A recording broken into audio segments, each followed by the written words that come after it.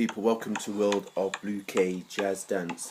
I want to share a story. That story is called Rebirth for the Cool. It's a project I created to celebrate 110% my legacy of leadership. I was an exceptional sportsman who then went on to be an exceptional dancer, and this is the picture. I used my sports knowledge, experience and skills to become an exceptional dancer. And I studied ball sports. I studied the science of sports, and I studied the science of dance. And it led to me becoming an exceptional dance coach, exceptional dance performer myself. I thought everybody loved to study the history of sports and dance, and as individual cross-train, and that was huge in my community. But everybody didn't study it like I did. I studied anatomy, physiology. And the reason that happened is because I wanted to fly solo as an RAF officer pilot. And what happened was the aspiration to be officer pilot, I studied what it took. And my parents introduced me, well son, if you want to be an RAF officer pilot, you have to know what it involves. Yeah, you have to improve your social skills as a person who is shy and self-conscious. I had social anxieties, people, shyness. You're clumsy, you have to improve your coordination, son. You have to improve your bone density, because my mum wanted to be a nurse. So my mum told me about the anatomy training that would need to in the RAF. You have to learn self-defense if you're going to be an RAF officer pilot. So everything about being a dance officer, you need an activity to chill out. And a lot of people used to use performing arts, music, art. Back in the day, the history of pilots, remember 1900s when the RAF came.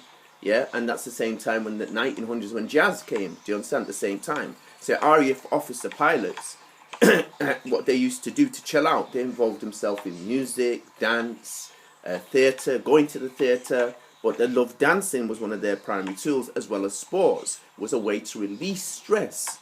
So there's one of the key things. From the beginning, I learned about how to release stress in the society at large.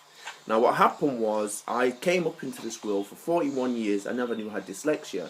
And guess what was helping me to overcome and cope and manage with dyslexia stress, and also asthma stress, exam stress, society, racism, prejudices, discriminations, me being written off as special education child wrongly.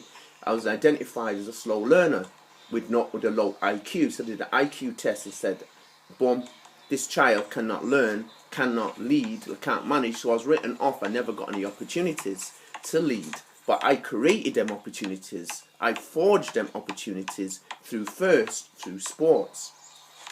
Yeah, and it started in the Caribbean. Yeah, it started in the Caribbean, because what happened in the Caribbean, when I had to go there 8 years old, when people tried to kill me in my school. They didn't try to do it deliberately, but they were violently bullying me, and it led to me nearly dying. I won't go into that story now. But what happened, because of that incident, my parents took me, my brother and sister, to the Caribbean to toughen us up for our rehabilitation, because our parents knew that we've been scarred by the society. We had identity crisis, what's called identity crisis, because the society educated us to believe that we were inferior. And we did think we were inferior till we went to the Caribbean. We saw African diaspora people in leadership positions, as teachers, as doctors, as lawyers, as shop owners. Do you understand? And we saw them, and we lived in a black community. So what happened in the Caribbean, they had competitions, a storytelling competition in the school, and I entered it and won it. I had sports competitions, I entered it and won it.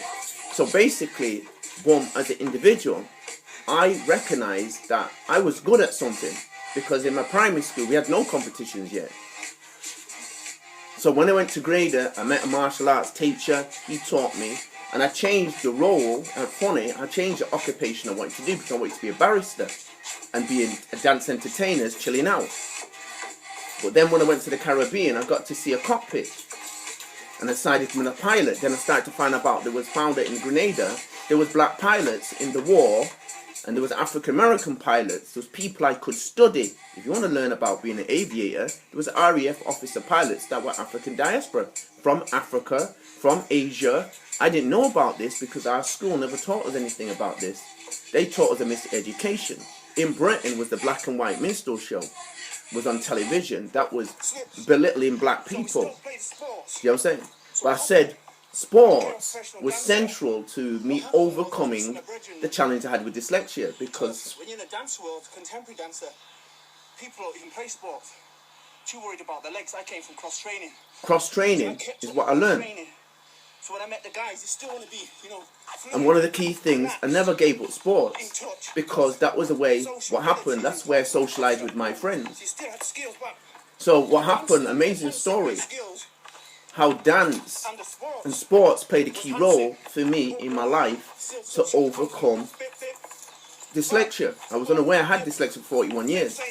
What was helping me to beat it was these two things together. Sports, particularly ball sports, and dancing, enabled me to release the stress, anxiety of undiagnosed dyslexia, also asthma, and also what happened was a whole wide range of illnesses that come up because you have undiagnosed dyslexia, undiagnosed social anxieties, undiagnosed asthma, undiagnosed visual stress. Yeah? And now here's a prime example of my development. In the Caribbean, I was taught to use a stick, martial arts, and I call this tapping into the power within. It naturally improves my coordination, naturally improves my grounding. It's a fun way, yeah? Basically, I'm using motor skills. I'm not thinking. Fun way to learn how to control your body is what I'm using here at this moment. And many people don't know the significance, particularly when I was ill. As an individual, couldn't move. All I did was use a stick. I went out and brought myself back and strengthened my body naturally, because this is a natural way to develop myself, as you can see here. And there's advanced stages of it. I'm using advanced stages of working with the stick in here. I've not started my training to condition myself, because what happens is the world of dance, the world of sports can get rigorous, and when you get rigorous in the world of sports and dance, that can lead to injury. That's what I got taught. So as an individual became a coach, a dancer, I created my own creative activities, and because the creativity opens synapses of the brain, so I was always engaged in conditioning training, strengthening training that was creative. It was not set, but it's like, I know I'm going to do a number of press-ups, but I don't count the press-ups. What I do press-ups against the wall, press-ups on the floor. I'd introduce press-ups into my dancing. Now, who introduced that partly to me was Sale Harriers, because Sale Harriers used to run every Sunday. When I was in Sale Harriers, we used to run from 11 to 18. Every Sunday we used to do 10-mile runs. But a 10-mile run was not just 10 miles. You're running over a period of time, but you'll stop, right, do some press-ups. Get up and do some press-ups. Do some sit-ups. Run again. Run. So it was always set. You wouldn't know where it was, right, against the wall. This is what you can do, some squats. Leapfrog. All these type of things wasn't set. So every week, you have the mile, you know you're going to have a 10-mile run, but you're going to have conditioning done. You don't know when it's going to come, where they're going to stop you and do what they're doing. But that really conditioned me, and I loved that training. That training was very motivating, because it wasn't boring. Do you understand? Because one, I had an incentive. I knew this was winter training. That was been doing winter training for the summer, where we're going to have competition. You have to be strengthened. You have to have the ability to be able to stop and train, move at certain times or unsure times. You had to know about how to develop your body. And so what happened was, I became a better athlete because of dance. Yeah, and because of my training. So one of the key things was my dancing, my natural dancing of our social dancing was we practiced 9 hours at a time. Do you understand? And what would develop me was athletics, circuit training, football, because I played sports. And what happened, when I did circuit training, I did precision training, because I knew I was a dancer. So what happens, a dancer, when you jump in the air, you have to have a precision how you see yourself. I did a lot of visualization work. I started to get into meditation. So what happened, I started to surpass people in sports with a secret way to develop myself. So what happened here, this is COVID. This space, what you see in this picture here, this is where I used to go and train. I played basketball in there, I played football, I did circuits. These circuits were precision training to improve your technique.